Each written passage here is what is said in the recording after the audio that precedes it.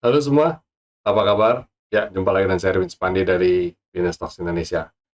Hmm, Hari ini marketnya kacau ya, di luar ekspektasi saya. Saya kira bakal lanjut rebound, tapi ternyata hari ini malah koreksi lebih dalam.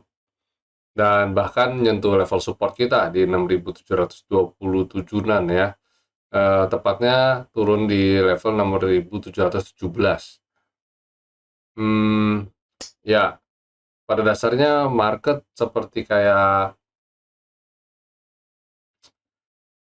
sudah price in ya istilahnya, bukan price in tapi gini, kan kemarin kita dengar berita bahwa inflasi Amerika kan cenderung turun, tapi kelihatannya ya turunnya itu di bawah, maksudnya di bawah harapan banyak orang, walaupun pada bilang ya tapi kan turun dibandingkan sebelumnya gitu kan, tapi turunnya tahu sedikit, cuma selisih 0,1%, yang mana orang bilang nggak berasa gitu ya, padahal target penurunan diharapkan bisa lebih dalam.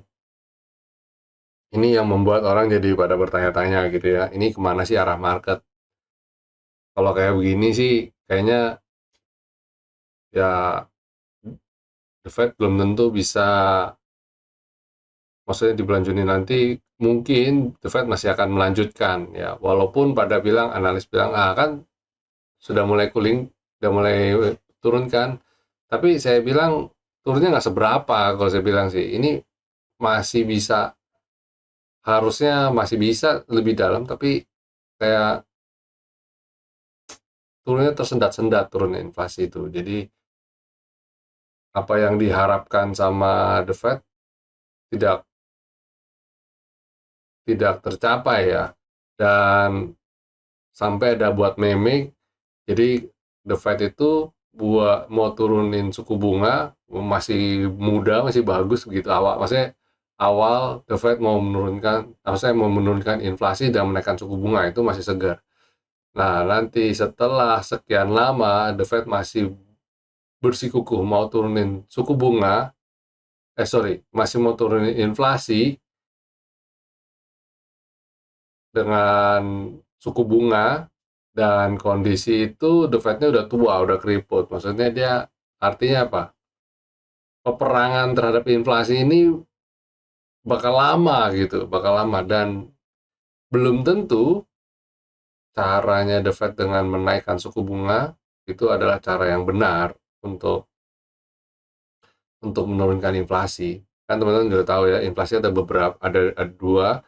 Pertama inflasi ya, terus ada inflasi biasa, terus kedua adalah core inflasi.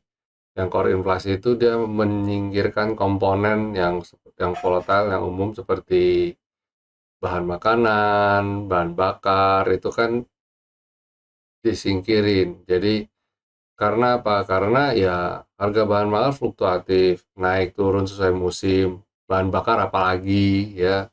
Kalau itu digabungin jadi kurang kurang mencerminkan inflasi sesungguhnya lah intinya gitu. Inflasi sesungguhnya adalah komponen barang dan jasa yang naik di luar bahan makanan dan di luar BBM4. Lucu sih sebenarnya, padahal sebenarnya itu juga berhubungan juga, nyenggol-nyenggol. Kalau bahan makanan dan bahan bakar naik, otomatis otomatis dia akan menyenggol sektor lainnya kan. Nah, seperti transportasi dan lain-lain. Akhirnya apa? Akhirnya ya ujung-ujungnya inflasinya juga jadi naik. Jadi keraguan-raguan market terhadap kebijakan The Fed ini yang kayak gini yang bikin malah bank-bank besar, bank kecil sampai kolaps ya, bank dengan valuasi yang kurang berapa bagus kan akhirnya kalah dan kolaps. Ekonomi tambah besar, tambah parah, dan kemungkinan resesi juga semakin besar ya. Orang kalau dulu bilang resesi, resesi, tapi ternyata oh kok fine fine aja, tapi kalau sekarang kayak resesi kayak udah di depan mata gitu ya. Cenderung mulai mengarah ke stagflasi lah ya, cenderung mulai, itulah yang membuat market seperti kayak tidak yakin dengan kondisi seperti ini ya. Ya itu kira-kira yang terjadi di market. Kenapa hari ini IHSG koreksi lagi? Oke, kita langsung aja masuk ke composite mungkin ya. Biar nggak berlama-lama. Ya, ini composite kita nih. Ya, composite kita IHSG hari ini koreksi lagi dan nguji support ya. Wow banget. Kalau dia besok rebound, ini sih saya keplok, saya tepuk tangan dah. Ini karena dia kayak flip flop ya. Hari ini lumayan dalam loh turunnya, 0,8% ya. Dan transaksi hari ini 8,9 triliun.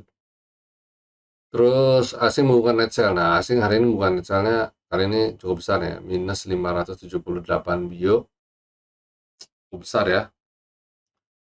Terus bagaimana coba sektoralnya kita cek.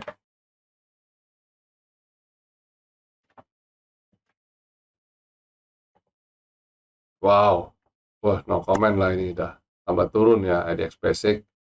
Terus ada gitu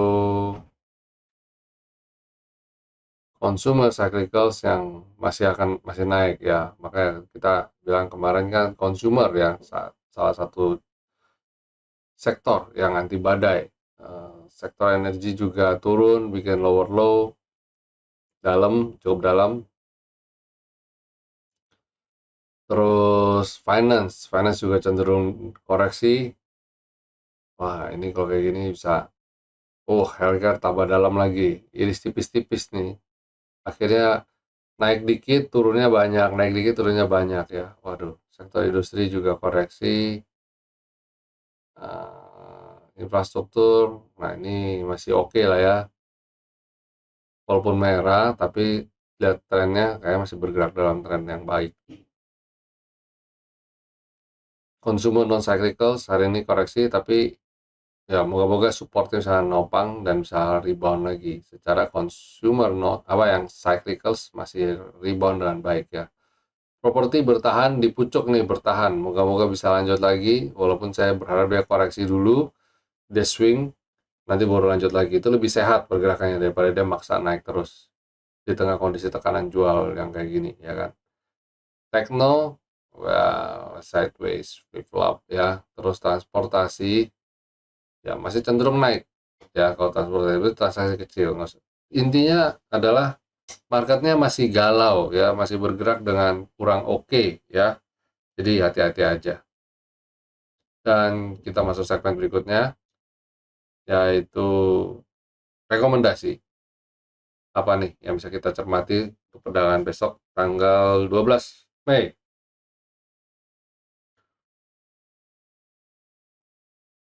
Pertama, Kalbe ya masih sideways. Harapan saya sih bisa breakout. Nah, buy on break lebih tepat untuk Kalbe ini ya. Buy on breakout 2150. Terus habis itu ada ICBP. Nice ya. Mantul dari support. Terus ERA lagi di support dan mau proses mantul ya. Lagi sideways dikit. Biasanya kayak gini cukup menjadi sinyal bagus untuk rebound atau untuk rally. Asta Internasional koreksi terbatas, mantul dari support, menarik untuk kita belanja lagi. Last but not least yaitu Inco. Yang lain ambiar habis-habisan, dia kejaga, malah cenderung kayak anti badai nih. Dia tertahan support Beeline dan Skyline serta Selendang. Moga-moga bisa lanjut lagi. Ditambah dengan asing membukukan net buy.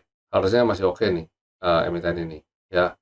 Silakan, itu 5 emiten yang saya rasa itu peluangnya paling bagus. Yang lain susah milihnya ya, antara kita spekulasi beli ketika dia turun dalam, atau ya kayak tadi saya semi mencari yang koreksi di kala dia uptrend.